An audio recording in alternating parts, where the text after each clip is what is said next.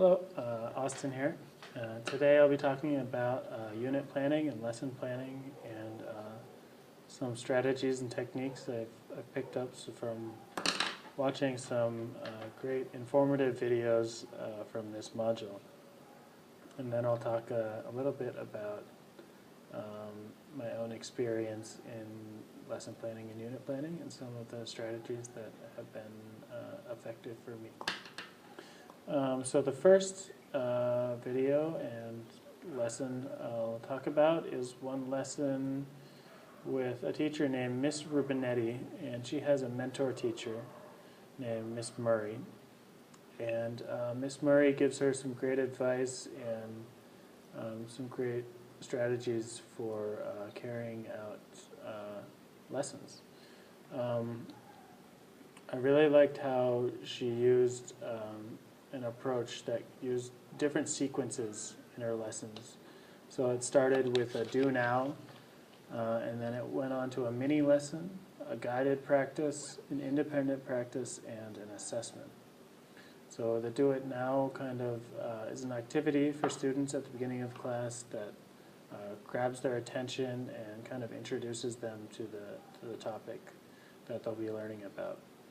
The mini lesson is sort of the presentation time for the teacher, where she can lay out all the information that the students will be learning about. The guided practice is when students and the teacher work together to go through the new material.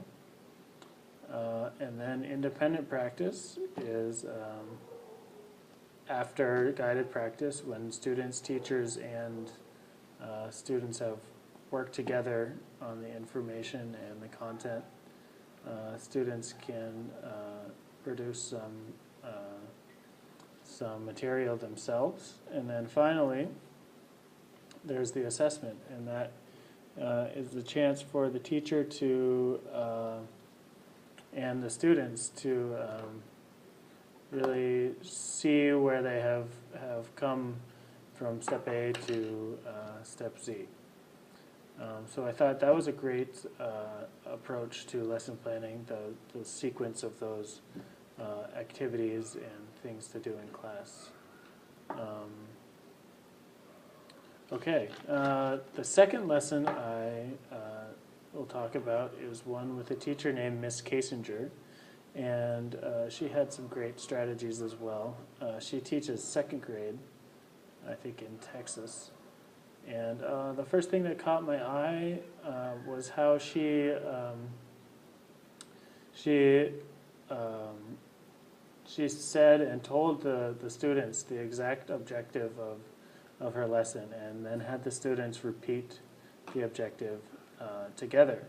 So I thought that was a great strategy for really laying out the exact expectations that the teacher has for the students, and hopefully that really helps them understand what it is that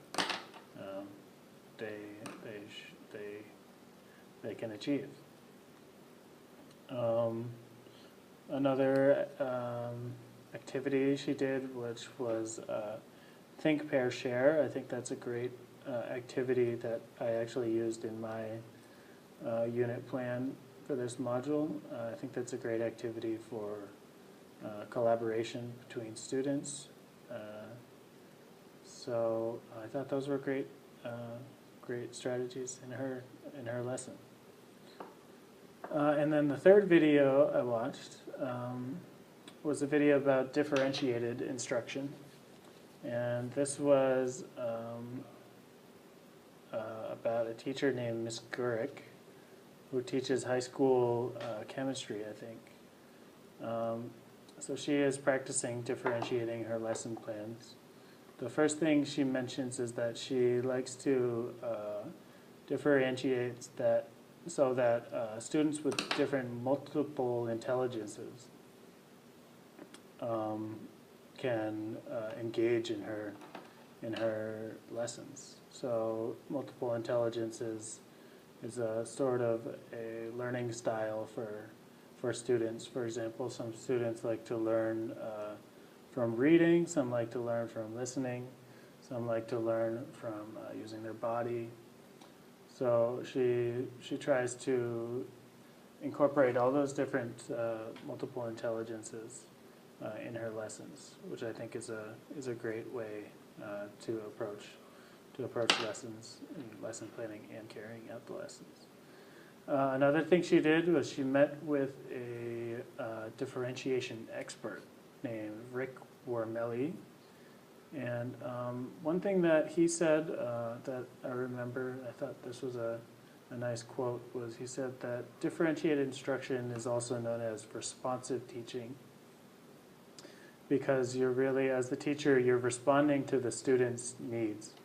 And I really thought this was a great, real student-centered approach and idea for teaching, which I think is a good way to approach teaching. It's really about the students and how they learn.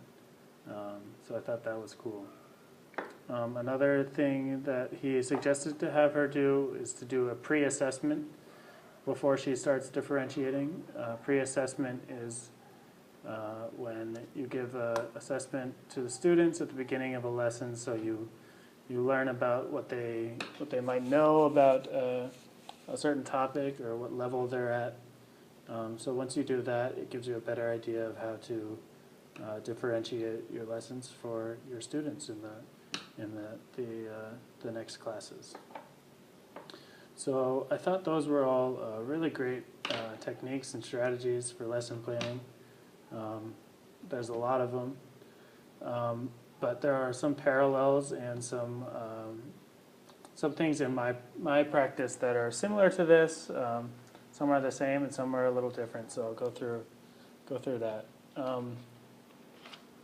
In my experience, I almost always use the gradual release of responsibility sort of sequence to lesson planning and carrying out lessons. And I thought this was actually quite similar to the structure that the first video used with do now, mini lesson, guided practice, independent practice, and assessment.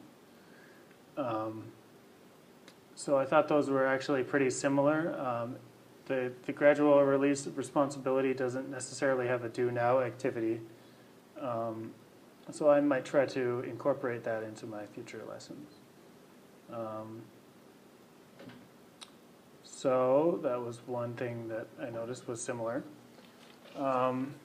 Another thing is I have tried to, sometimes I'll write the objective on the whiteboard before the class and before we begin on the content of the class. And then I have the students read aloud too, because in Thailand, students really like to read aloud together. They're really accustomed to that.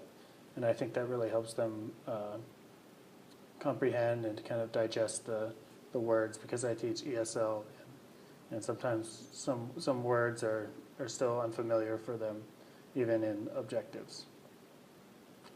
And another thing that I have done in my lesson and lesson planning is, even though I'm in Thailand, which is it's a very kind of teacher-centered education style, I still try to use differentiation. So I have done pre-assessments in my classes. So I'll ask students at the beginning of a class or the beginning of the year to do a project about themselves. So I get to learn about their personality, their interests, and also their level of English speaking, writing. So I think those are great strategies to use. So thank you for watching the video. I hope you enjoyed, and see you later.